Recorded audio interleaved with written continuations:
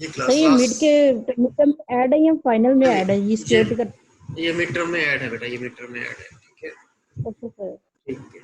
ये लास्ट जो हमने पढ़ा था वो था सर्विस लेवल एग्रीमेंट। ठीक है, जो हम क्लाइंट और जो क्लाउड यूजर और क्लाउड प्रोवाइडर के दरमियान एक एग्रीमेंट होता है उसको हम क्या कहते हैं, SLA, सर्विस लेवल एग्रीमेंट।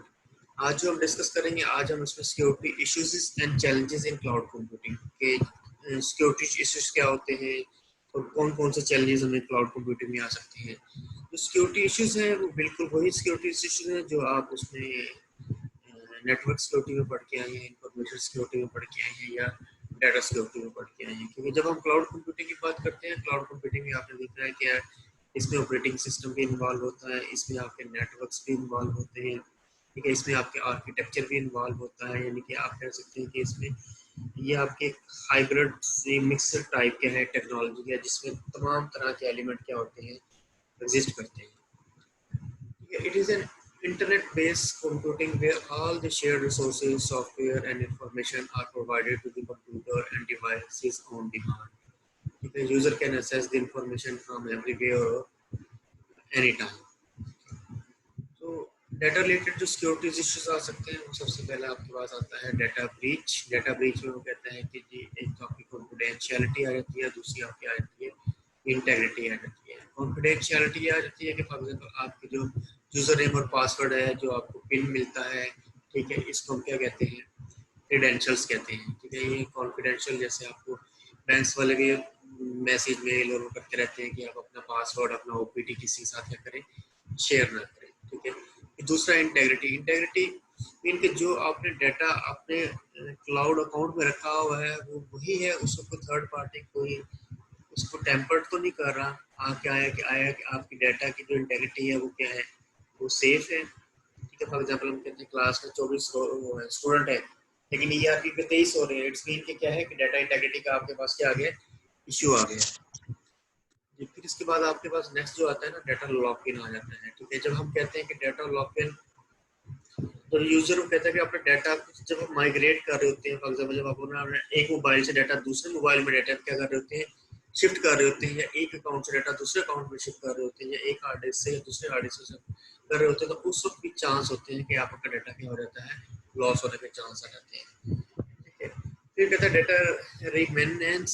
वो कहता है कि इसमें जो आपका डाटा जो अरेज हो जाता है किसी भी तरीके से क्या कर सकता है, रेसिडुअल रिप्रेजेंटेशन होती है उसमें, डाटा आपका नॉर्मली थोड़ा सा कोई ना कोई पार्ट क्या हो जाता है, अरेज हो जाता है आपका ना। फिर वो कहता है कि डाटा रिकवरी, उसमें कहता है कि जब तक सम टाइम कुछ रेयर किस्म का जो आपका ब्रेक डाउन हो जाए। ठीक है, फॉर एग्जाम्पल हम जब कह देते हैं कि इस वक्त आपका जो सर्वर है वो डाउन रहेगा।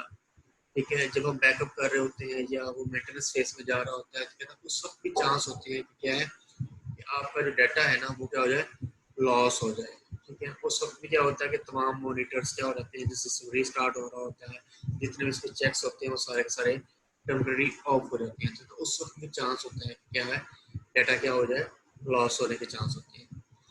डाटा लोकेलिटी जैसे हम कहते हैं कि आप क्लाउड के ऊपर डाटा रखते हैं, तो आपको ये नहीं पता होता कि किस सर्वर पे डाटा क्या हुआ हुआ है, स्टोर हुआ हुआ है। ठीक है, तो ये भी वो कहते हैं काफी वो है कि सिक्योरिटी कंसर्न्स है कि आपका जो क्लाउड का डाटा है वो किस जगह पे वो हुआ है, रखा हुआ है।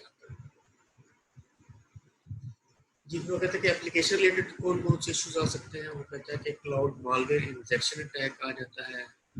ठीक है, जैसे इसके नाम से जाहिर है कि क्या करते हैं कि हम कोई मालवेयर इंजेक्ट करते हैं किसके अंदर। फॉर एग्जांपल जब क्लाउड की बात कर रहे होंगे, तो क्लाउड में आप किस फॉर्म में वो अटैक करा सकते हैं, इंजेक्ट करा सकते हैं। जाहिर बात आप किसी सर्विस के जरिए करा सकते हैं, या किसी वर्चुअल मशीन को बना के उसमें इंजेक्ट करके उस क्लाउड सिस्टम में क्या कर देते हैं, वो कर देते हैं, इंसर्ट कर देते हैं।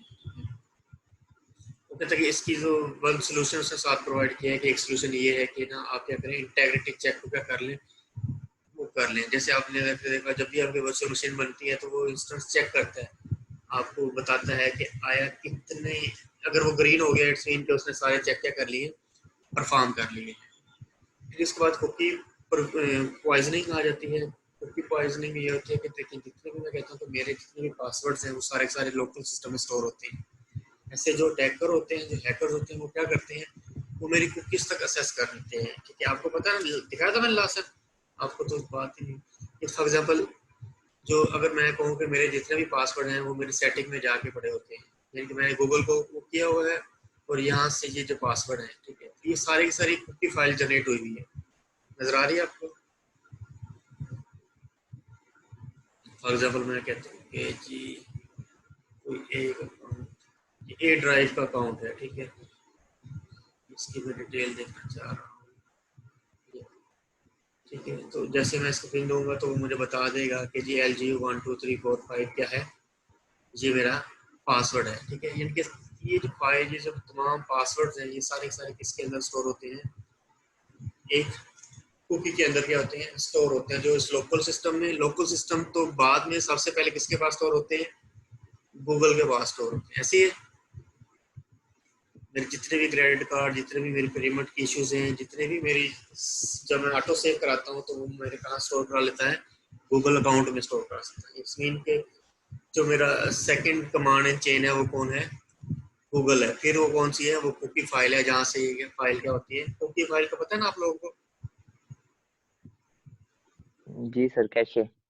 कैसे, जो आप जैसे कोई आप फेसबुक पे करते, नीचे आ रहा होता है लॉगिन, सेव लॉगिन, ठीक है, कीप मी लॉगिन, जैसे आप उसको चेक करते हैं तो क्या हो जाता है, एक वो कुकी फाइल जनरेट कर देता है लोकल सिस्टम में। जब नेक्स्ट टाइम आप लॉगिन होते हैं तो वो आपके पासवर्ड, वो यूजर नेम वहीं से उठाता है जी। फिर वो कहता है कि बैकडोर और डीबग ऑप्शन, ठीक है, वो कहते हैं ये डेवलपर्स के लिए होती है, ठीक है, जो एक्चुअली क्या कर रहे होते हैं, डेवलपर मोड ऑन करते हैं। जैसे ब्राउजर का भी आप देखें, इसका भी डेवलपर मोड ऑन होता है, ठीक है, कि उसके जरिए भी क्या कह सकते हैं कि आपके ये सिक्योरिटी इश्यूज आ सकते हैं।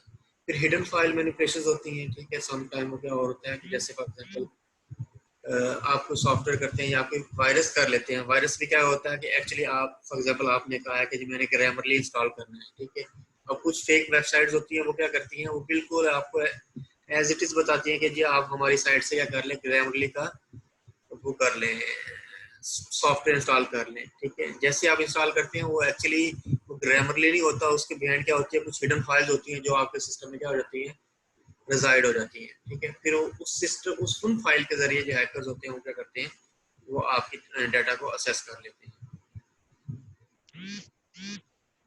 जी। फिर इसके बाद आ गया जी गेस्ट होपिंग अटैक। ठीक है, फिर वो कहता है कि इसमें हम ना, जिसके नाम से गेस्ट होपिंग अटैक, हम फॉर एग्जांपल गेस्ट एंट्री मारते हैं किसी उसके अंदर और सेम हार्डवेयर पे थ्रू गेस्ट जाने की कोशिश करते हैं और वहां जाके क्या करते हैं, अटैक कर लेते हैं। फिर एसक्यूएल इंजेक्शन, एसक्यूएल इंजेक्शन, अगर आप कभी मेरे इंटरव्यू देंगे एलजीयू में तो मेरा क्वेश्चन अगर आपने कह दिया है कि मुझे वेब और डेटाबेस आती है तो एसक्यूएल इंजेक्शन क्या है, ये मेरा क्वेश्चन होता है कि तो मैं जरूर पूछता हूँ कि व्हाट इज एसक्यूएल इंजेक्शन। पता है एसक्यूएल इंजेक्शन क्या होता है? जी सर, डेटाबेस उड़ जाती है सर। डेटाबेस उड़ जाती है? सर क्यूरी चल जाती है डेटाबेस की, हम आउट ऑफ द सोर्स की क्यूरी चला सकते हैं डेटाबेस की। जब डेटाबेस की क्यूरी सर चलाते उसमें हैं तो हम उसके अंदर कुछ भी कर सकते हैं।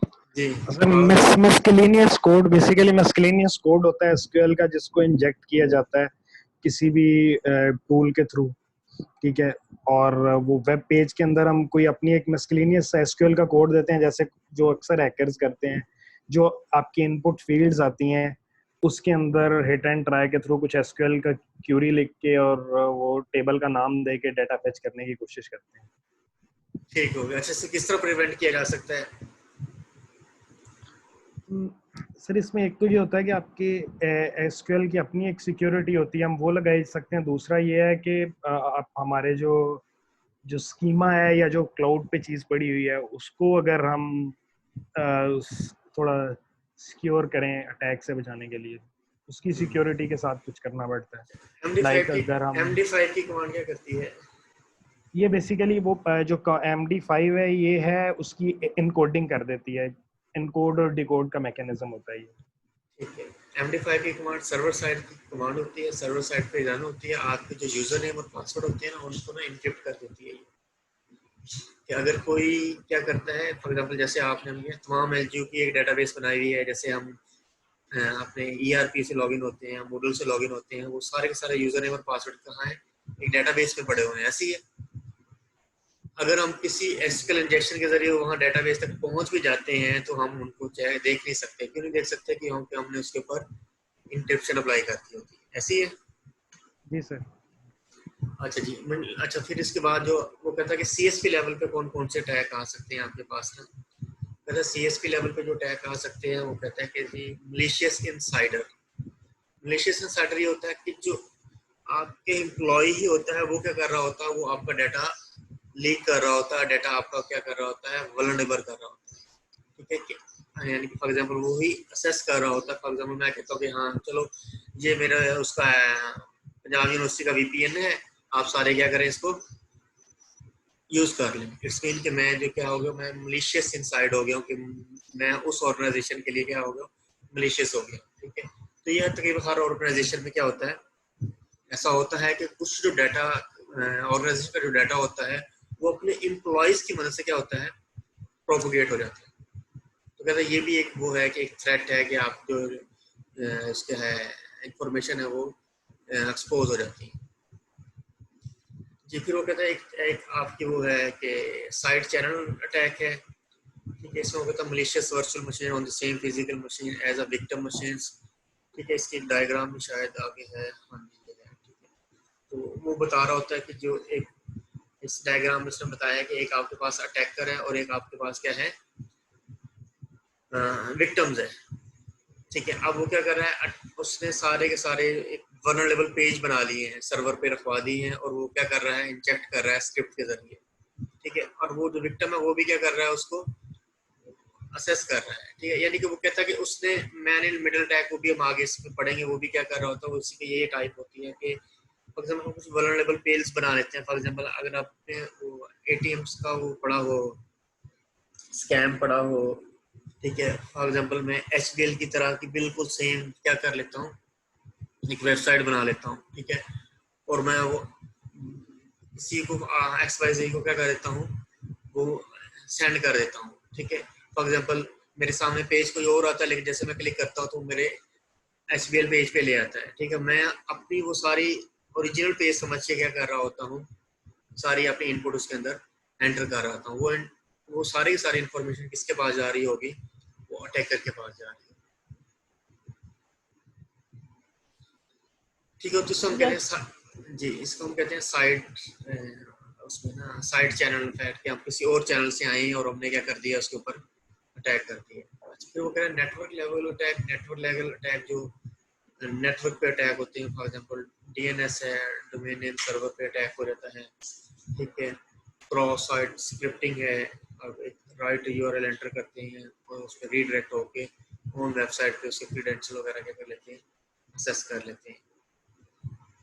जी, फिर इसके बाद वो कहता है कि आईपी स्पूफिंग है। IP spoofing, DoS attack. किसने किया है डॉस अटैक? है कोई जिसने कोई वो किया हो, वाइट हैकिंग का कोर्स किया हो? No sir. कोई नहीं है, किसी को शौक नहीं था कि वाइट कोई हम हैकर बन जाएं? अच्छा, डॉस होता है डिनाइल ऑफ सर्विसेज। ठीक है, जैसे डॉस अटैक कहते हैं हम, डिस्ट्रीब्यूटेड डिनाइल ऑफ सर्विसेज।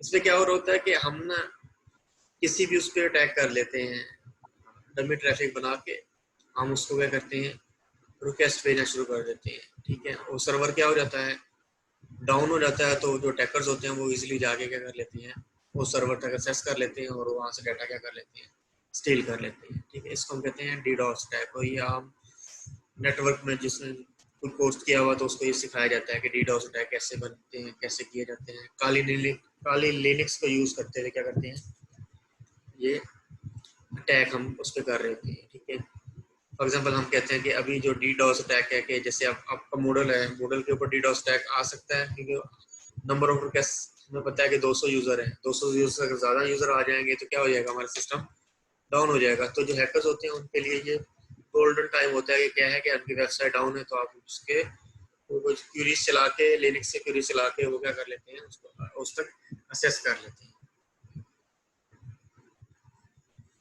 जी, फिर इसमें आ गया मैन इन मिडल अटैक। जैसे वो बताया कि अभी लास्ट कि मैन इन मिडल के आपके जो सेंडर और रिसीवर के दरमियान जो क्या होता है, एक जो पर्सन हो रहा होता है वो क्या कर रहा था, वो आपकी उसको ऑब्जर्व कर रहा होता है, यानी कि वो मैन इन मिडल होता है कि वो मेरी रिक्वेस्ट HPL तक नहीं जा रही, मेरी टेक्स्ट तक जा रही है, जो दरमियान में एक पर्सन बैठा हुआ है वो मेरी उस कार्य को वो कर रहा है। कहता वो ज़्यादातर ये जो होती है ना, ये SSL अगर आपकी नॉट प्रॉपरली कन्फिगर होना, उस पर ये मैन इन मिडल अटैक क्या कर सकते हैं, बेहतर अंदाज में वर्क कर सकते हैं। फिर नेटवर्क स्निफिंग होती है। नेटवर्क स्निफिंग में होता है कि जो हैकर होते हैं ना, वो आपकी ट्रैफिक को स्निफ कर रहे होते हैं। स्निफर जैसे डॉग स्निफर होते हैं कि जी वो स्मेल करके बताते हैं कि हाँ जी कि इस पर्सन कहाँ कहाँ ये गया है। तो इसी तरह वो कहता है कि जो अटैक की ये भी टाइप होती है कि ना, हम क्या कर रहे होते हैं, जो हैकर्स होते हैं वो स्निफ कर रहे होते हैं। फॉर एग्जांपल आप लोग होंगे तो आप लोग कैसे मेरी इसको स्निफ करेंगे कि हाँ जी, जो सर होंगे, सर ने जो पासवर्ड लगाए होंगे वो क्या लगाए होंगे, LGU12345, यानी इट्स मीन कि आप लोग स्निफिंग कर रहे होंगे, हिट एंड ट्रायल कर रहे होंगे। तो ये भी क्या कहते हैं कि ये भी इस तरह की एक टेक्निक है जिसकी वजह से आप क्या कर सकते हैं, अटैक कर सकते हैं। फिर वो कहता है कि सिक्योरिटी रिक्वायरमेंट, क्या क्या requirement for cloud computing, identification and authenticity, authorization, non repudiation और अवेलेबिलिटी। ठीक है, ये सारे के सारे वो कहता है कि ये रिक्वायरमेंट है। जैसे आइडेंटिफिकेशन और ऑथेंटिकेशन, आप लोगों की आइडेंटिफिकेशन, जैसे आप यूजर नेम और पासवर्ड क्या है आपके, ये आपके आइडेंटिफिकेशन है। ठीक है, फिर ऑथेंटिसिटी, बाकी हम ये चेक करते हैं कि वाकई आप यूजर्स हैं। फॉर एग्जांपल जो गूगल है, ये वाला इस तरह चेक करते हैं कि आपको आपके मोबाइल पे क्या कर लेते हैं, एक टेस्ट मार लेते हैं। अगर कोई दूसरे ब्राउजर से आप करें तो वो आपकी ऑथेंटिसिटी क्या करते हैं, चेक करते हैं। फिर ऑथराइजेशन है, ठीक है, आपकी जो यूजर नेम पासवर्ड के बाद जो रोल है, यूजर का रोल है, एडमिन का रोल है, उस तक ऑथराइजेशन है। नॉन रिपुडिएशन, यानी कि ये कि आप जो आपको अलाउ नहीं है, आप उसको क्या कर रहे हो, असेस कर रहे हो। अवेलेबिलिटी, ठीक है, आपने लोगन पासवर्ड किया है तो उसके बाद आपके पास वो डाटा सारा का सारा क्या है, अवेलेबल होना चाहिए।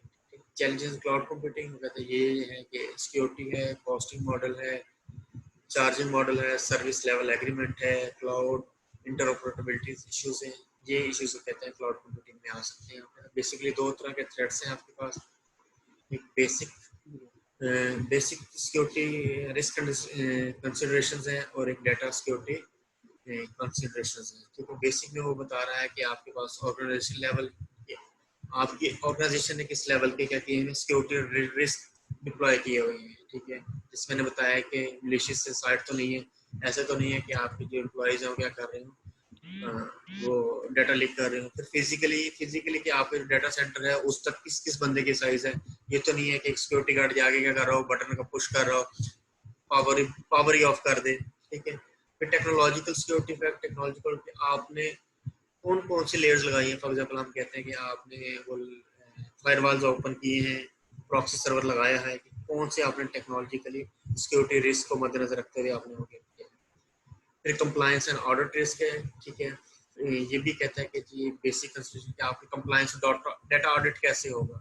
फॉर एग्जांपल कि आपकी जो ERP पे जो वो चालान जमा होते हैं, उसको जब ऑडिट करते हैं, कौन ऑडिट करता है, उसका क्या मैकेनिज्म है। फिर डाटा सिक्योरिटी रिस्क कौन कौन से हो सकते हैं, सारे इनमें से। अच्छा, इसके बाद एक डायग्राम है, इसको सेशन 10 मिनट बाद शुरू करते हैं, फिर मैं डायग्राम को एक्सप्लेन करूंगा। ठीक है, क्योंकि अभी मीटिंग का टाइम खत्म हो गया। Okay sir. 10 मिनट।